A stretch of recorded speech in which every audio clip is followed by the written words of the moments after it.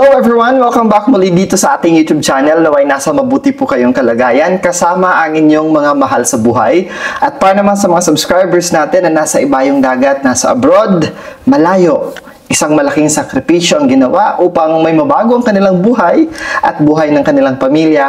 Dasal ko po lagi ang inyong kaligtasan. Okay, dumako na tayo kay Ox. 1925, 1937, 1949, 1961, 1973, 1985, 1997, 2009, and 2021. Pagdating sa karera, matatapos nyo ang mga obligasyon, ang mga task, ang mga trabaho ninyo. In fact, magkakaroon kayo ng mga parangal at pagkilala galing sa mga boss o mas nakakataas sa iyo. Magkakaroon ka rin, Ox, ng maraming oportunidad pagdating sa iyong karera o profesyon. As a result, aasahan mo ngayong taon ang isang malaking promosyon o di naman kaya ang pag-angat ng iyong income sa pamamagitan ng salary increase and other benefits na ibibigay sa iyo ng iyong kumpanya. Tulad din ng mga Ox na negosyante, aangat ang iyong buhay bilang negosyante. Aasahan mo na magiging maganda ang daloy ng income mo. In fact, may nakikita tayo para sa mga Ox na hindi empleyado, bagkus mga negosyante sila na magkakaroon, madadagdagan pa ang iyong mga investment, madadagdagan pa ang iyong mga negosyo. Pag-ingatan lang ang mga taong pinapapasok mo sa iyong hanap buhay, ang mga taong pinagkakatiwalaan mo sa loob ng iyong pang-araw-araw na pag-ooperate ng iyong negosyo.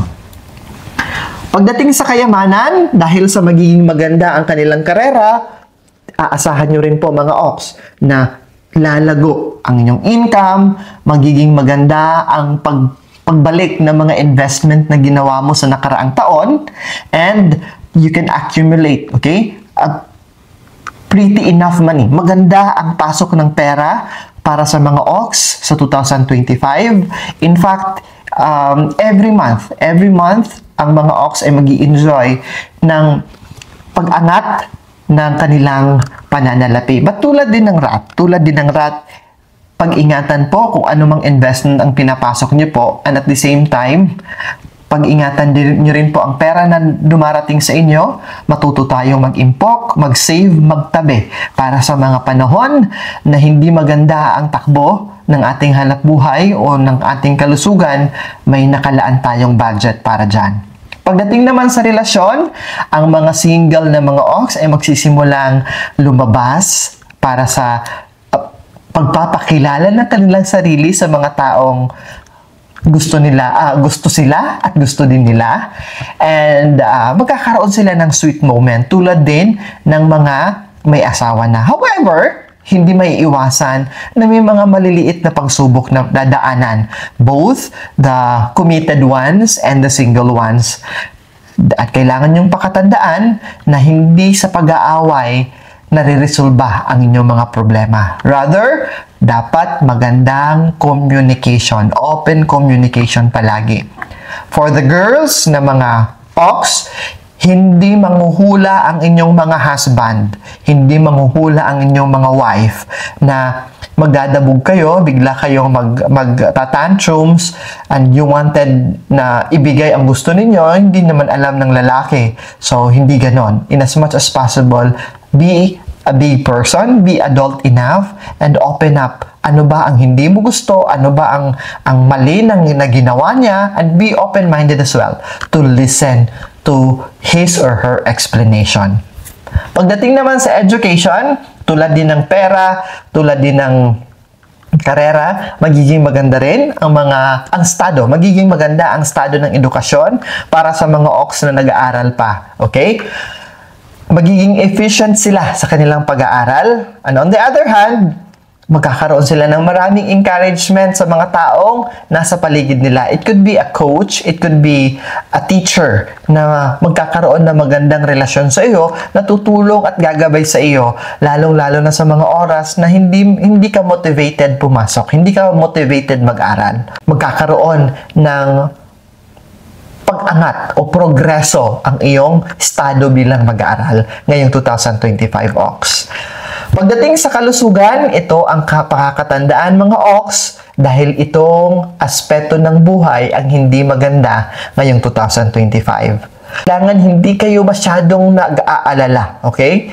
Kailangan nyo lang po ang tamang rest, tamang tulog, tamang pahinga, tamang pagkain, a healthy diet, and iwasan yung hindi ka makatulog dahil sa marami kang iniisip. In as much as possible, offload ika nga. Bawas-bawasan yung pagiging overthinking to complete the lifestyle na meron kayo. Simulan sa kinakain, okay? Simulan sa kinakain, magkaroon ng oras, kahit isang oras lang bawat araw, or 4 to 3 times a week na makapag-ehersisyo kayo, makapaglakad-lakad kayo. That would be a very big help. And to top it all, regular check-up para makita saan ang problema at agaran itong mabigyan ng solusyon. Iwasan din ang mga extreme na mga adventure kasi prone ka sa disgrasya. Sa pagmamaneho din po, iwas-iwasan po natin kung inaantok na tayo, don't force ourselves na mag-drive pa. Kung talagang kailangan mong umuwi, have somebody na mag-drive para sa iyo at wag na ikaw. Prone ka sa disgrasya pagdating sa pagmamaneho. Dumiretso na tayo dito sa chart natin.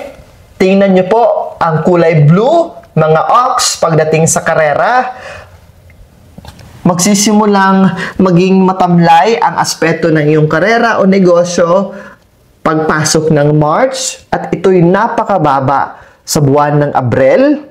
Although aangat muli ito on the month of May, pero bababa naman ito on the month of June. At tuloy-tuloy itong aangat hanggang sa September.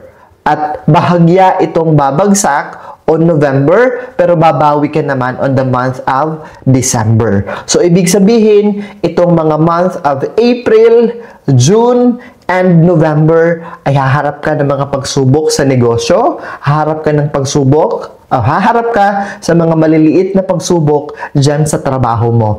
Kaya focus ha, huwag mawawala sa focus. Ngayon yan, nakikita nyo na yung path ninyo for the whole year 2025 pagdating sa aspeto ng karera, mapaghahandaan nyo na po ito. Dito naman tayo pagdating sa kayamanan.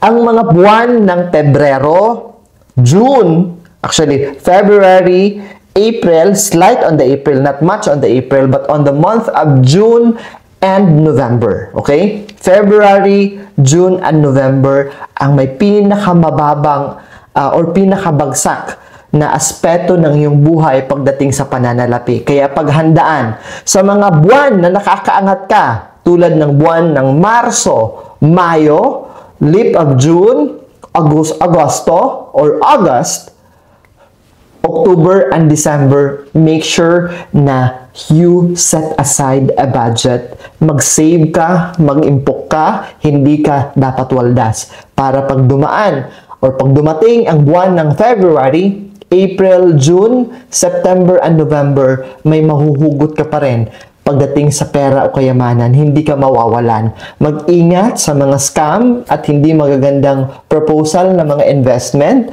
dahil yan ang isa sa dahilan kung bakit may mga bagsak na bahagi ng taon pagdating sa iyong pera o kayamanan. At of course, pakaingatan din ang pagpapalabas ng pera. Not because nandun pa rin tayo sa ugali, no? Maybe you are tied into that attitude or baka nakatali ka sa attitude na we only live once. Kaya i-treat nyo na yung sarili ninyo na hindi mo nalalaman na nasosobrahan na pala. Okay? Nasosobrahan na pala na pagtingin mo sa alaman ng card mo, ng ATM mo, ng bank account mo, ay sadsad na sadsad ka na. Pagdating naman sa pag-ibig at relasyon, pakaingatan ang month of June, August, and December. Kasi ito yung magiging challenging point mo. Magkakaroon ng mga away at hindi pagkakaunawaan para sa mga may asawang ox. Pagdating naman sa mga single na mga ox, dito yung mga break-up at mga lokohan. Okay? Mga third party na involved, hindi pagkakaintindihan. Dito mo mararamdaman month of June, August, and December. Pagdating naman sa kalusugan, okay, ito na yung sinasabi ko sa inyo mga ox. Of all the aspect of life, career, wealth, love, and relationship, pakaingatan ang kalusugan. Kung titingnan nyo po, February, April, June, July, October, and December, hindi maganda ang estado ng iyong kalusugan. Kaya make sure, find time to rest, find time to exercise, kumain ng wastong pagkain, kasi whatever na pinapasok natin sa ating katawan will definitely be who we are. Ano ang magiging kalusugan natin? So, ang gagawin nyo po, simple lang, magpa-check up, makinig mabuti sa mga eksperto, and in as much as possible, observe your food intake, okay? That should be your game plan. Pag-ingatan ang kalusugan. At ngayon na nakikita nyo na, ngayon pa lang, January, you still have time. Start doing some walk, start doing some exercise, magpapawis, na-stammer na tuloy ako. Uulitin ko, kasi babagsak ang kalusugan mo, ox, on February. So, sa simula pa lang ng taon, start drinking plenty of water, have plenty of rest, and less sugar, less salt, less fatty food. Yan always, okay? And in as much as possible, iwasan rin yung mga extreme na mga activities, yung mga extreme na mga adventure. Iwasan din ang pagmamaneho dahil prone ka sa mga disgrasya.